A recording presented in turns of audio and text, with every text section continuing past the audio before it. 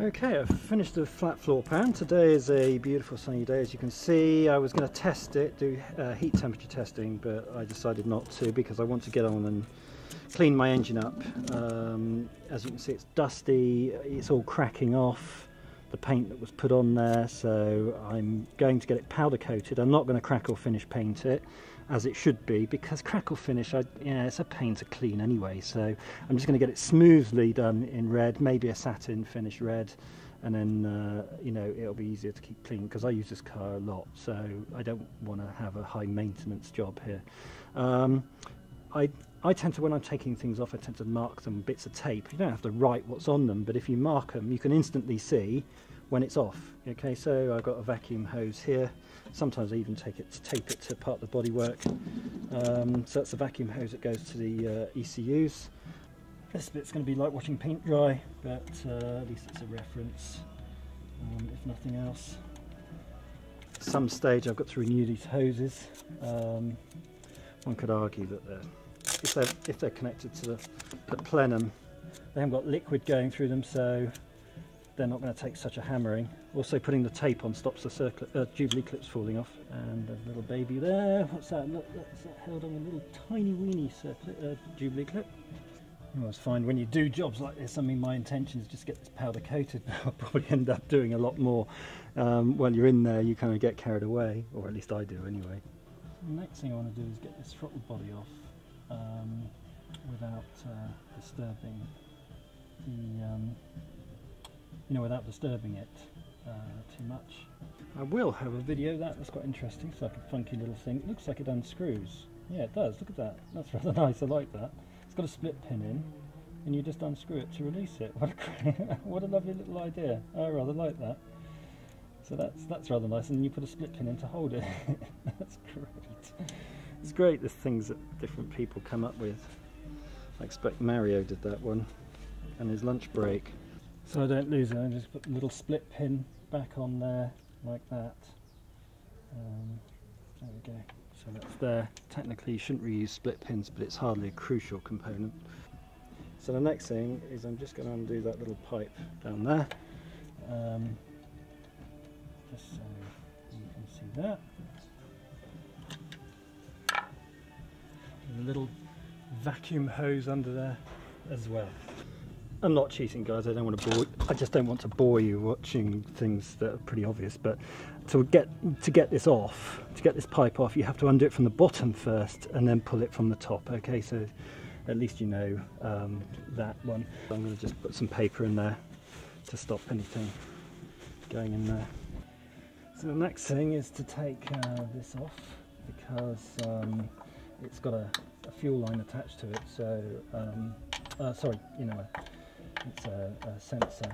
I think it's the enrichment injector, but don't quote me on that because I'm not familiar with this system. I've only been working on this, car.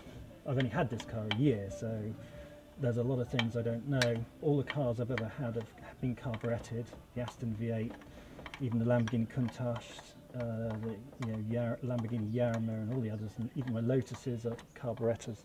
So this Bosch K-Jetronic injection system is not something I'm familiar with at all, so I'm kind of learning about it, I suppose, as and when. As you can see, it's an injector, and I'm guessing that when the engine is cold, it gives it a good old squirt into the cylinders until it gets to a certain temperature, I would imagine, and then this little sensor switches it off.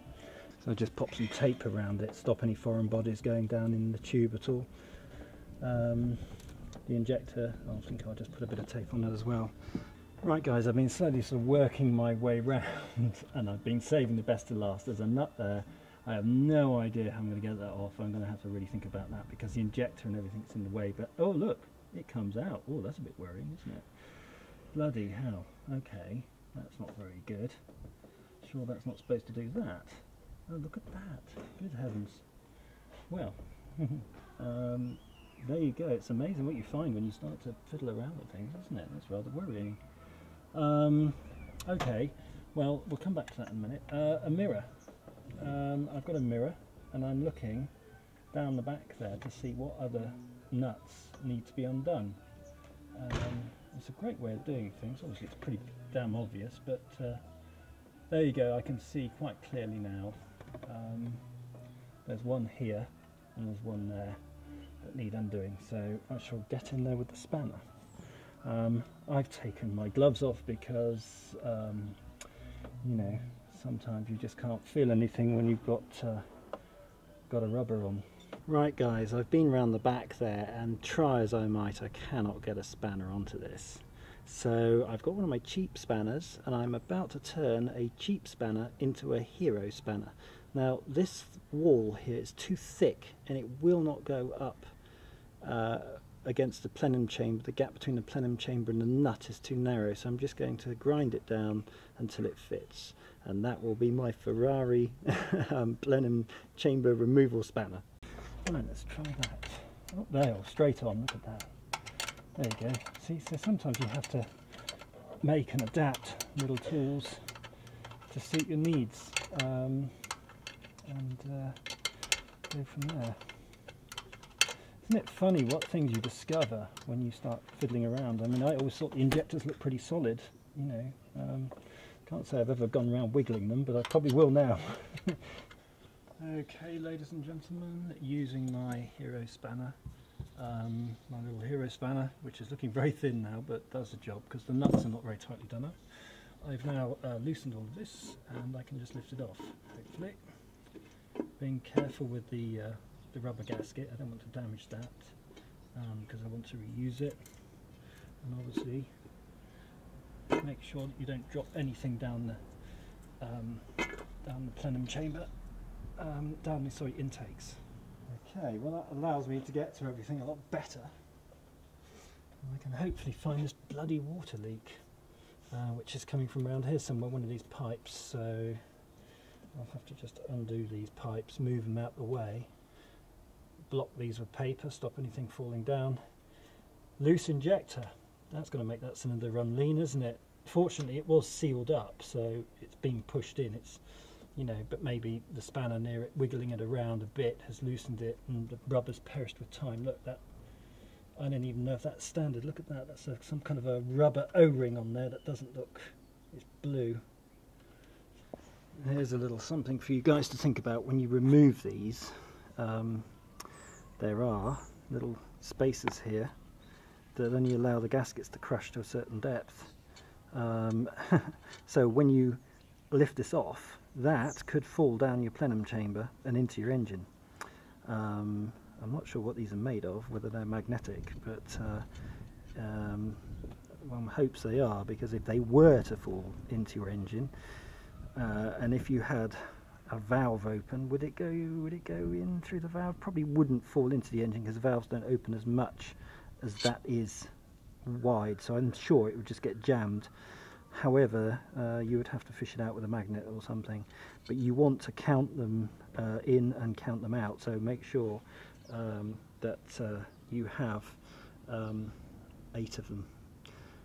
If you haven't, I would be losing sleep at night until you found it. So just to bear that in mind. The other thing is, you can see here, it's got a little pin, and that locates into the rubber that way, like that, and obviously stops them moving around. Obviously these ones have had it. This one's got a big crack in it, so I'm going to need to get some new intake rubbers. If you try and put these back, you get a cylinder that's running lean, because it's drawing air in and it throws it all out and everything like that. You don't want a cylinder running lean. The same as the air leaking through the injector will do the same. So my 2 loose injectors, to be fair, my injectors were pushed in, so I don't think they were leaking. The other thing is this crackle finish paint.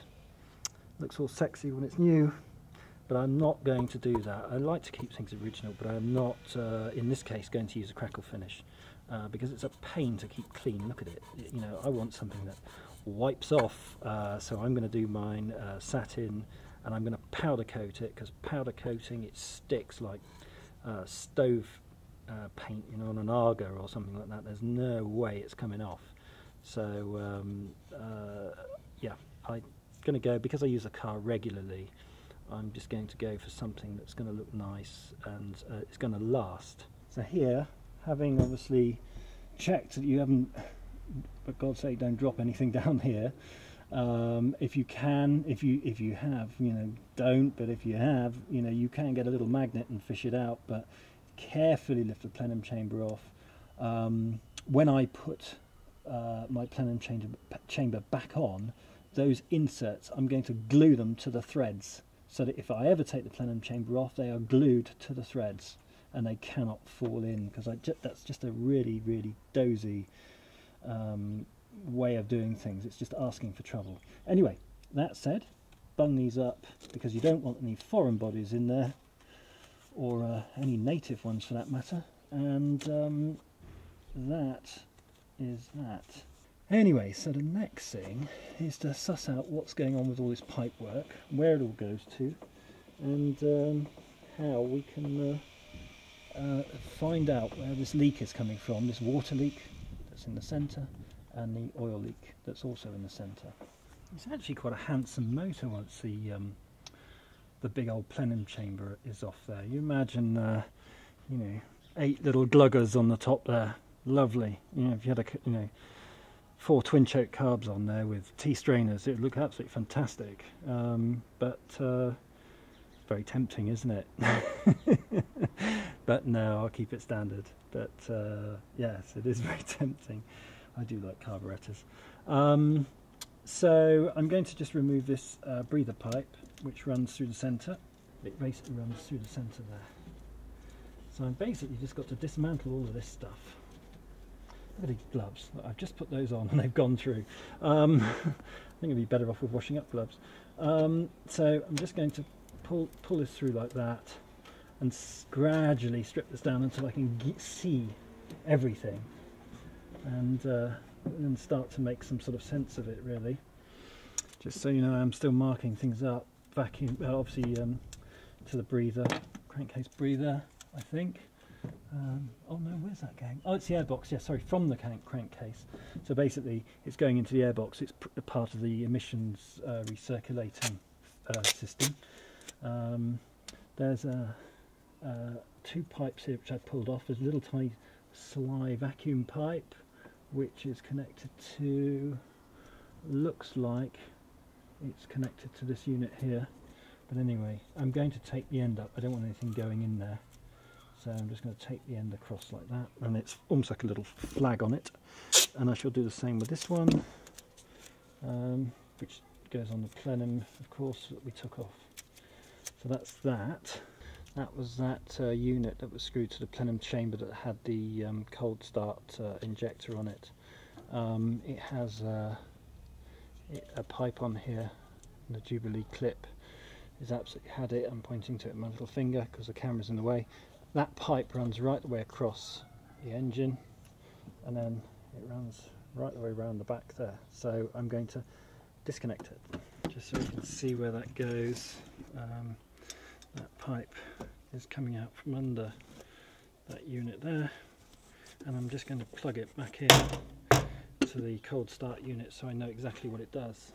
So I've just plugged it into that. Obviously it goes over the other side of the engine, and I shall just flag it as well. Obviously going to treat Kato to some new hoses, I think. Right, I found it. That's the water leak anyway. There's an upper pipe here and there's a lower pipe there, and it's the lower one, and what I did is I just put my finger behind it and gave it a sort of wiggle, and my hand came out wet. So there you go, that's where it's been leaking from. Okay, so you have a little pipe here. That goes to the header tank. So if we track it all the way through, it goes along there and up to there. So that's that pipe. It goes all the way down. There's my hand on it there. It runs all the way through and goes to there. This is as much a visual reminder to me as an aid to you guys. So I'm going to pull that off, and obviously water's going to go everywhere, I should imagine. A little tiny bit. And then you've got the sensor here. Oh god, you know what it's like when we pull things off old sensors, once you disturb them they can start to malfunction. I'm guessing that may be, what is that, a temperature sensor for the engine, for the gauge. I'm guessing, but I don't know. Okay, so the next thing is I will mark those, and then we can go a bit further.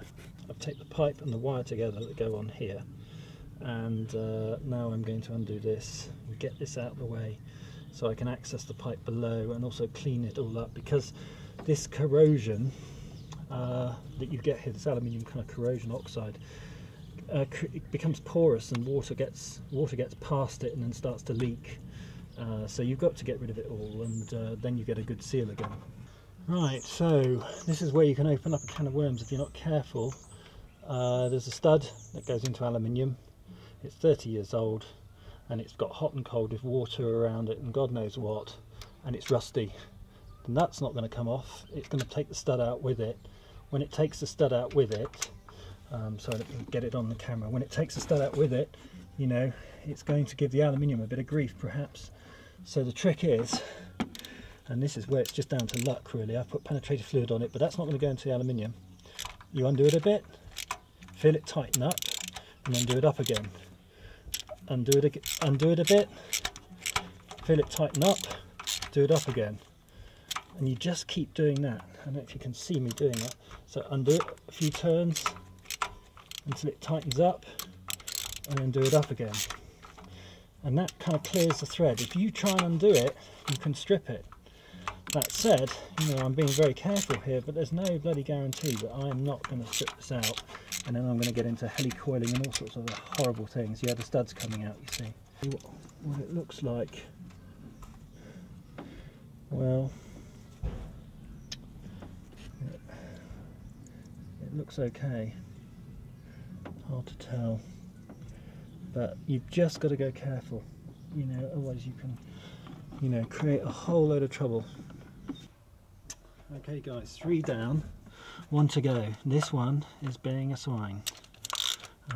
It's undoing, and then it's seriously tightening up. So I'm just being patient with it, keep going backwards and forwards. It's definitely the stud that's undoing, so it's not really, I'm not really going to gain anything by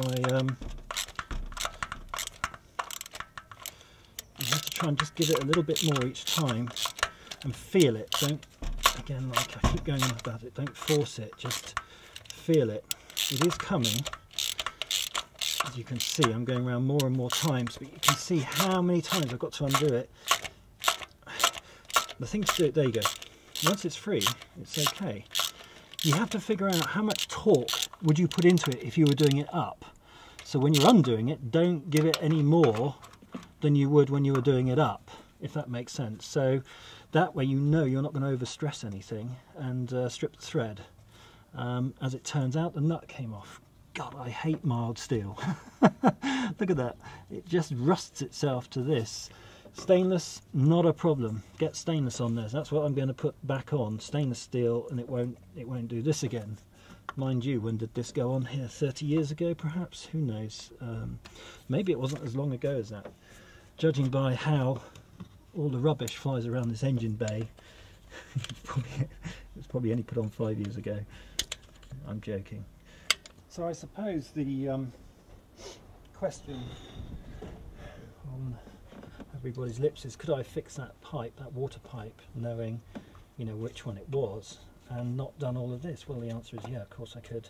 I don't have to take all of this off, but I'm sure once I start removing things, you know, I'm going to find other things that may not be giving trouble now, but in a while, in a bit in the future, in the near future, you know, they're going to catch you with your pants down when you're perhaps on a trip somewhere or something like that. So I'd rather do it now and just get it out of the way. Yeah, and the weather's nice, and Em's doing her Fiat, so we're not going anywhere. So now's a chance just to have a little play and kind of enjoy it really. It's quite therapeutic. Some people go do the gardening, some people play football. I tinker with engines. So as you can see there, a stud has come out. That's fine, it's not a problem. Had I stripped that thread out, because that thread's old and it's old aluminium, If that had happened, then I would have to helicoil it, which wouldn't be easy because it would all have to come. So then you'd have to take off all the rest of it. If I started undoing all these other bolts that hold the rail in, they could strip, and then you've got to helicoil all those. So you know, if you take too many bits off, you know, it's not ideal. And that's why I don't really want to take the plenums off. I really don't want to. I'm not rebuilding an engine here. I'm just doing a bit of spring cleaning, replacing hoses and things like that. You know, why make work for yourself? All these pipes here and everything, you know, this one here, all of these can be replaced easily. So yeah, I shall do that. I mean, it's not crunchy.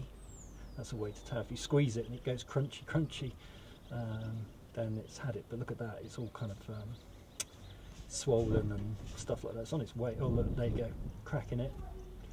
Yeah, look, it's thinking about letting go. So let's, there you go, I'll hold that to camera. So it's thinking about letting go, so replace it. Okay, I'm going to go for the next layer now. This is the one that was leaking, this one down here. So I'm just going to have a look at this. Okay folks, definitely going to call it night now. It's getting dark. You can see that pipe there, the one that's still left. That one there, that one's the one that was leaking. Okay, how am I going to get that out? Because I got a feeling it's a water pump out thing, unless I can squish it somehow, you know, slide it that way, squish it, and then ride it up over the top. But anyway, I expect you guys will say you can't take it off unless you take the water pump off, in which case, God, you know, what a pain. I don't really want to take the water pump off. I'm sounding really reluctant here, aren't I? But I was only trying to stop a little leak. But I shall examine the integrity of that pipe. Whoops! I shall examine the integrity of that pipe and decide whether I can just clamp it a little tighter. The Jubilee clip may be loose. I haven't even checked it yet. But anyway, that's all I'm doing for today, folks. So yeah, I kind of like it. It looks nice. Anyway, thanks for watching.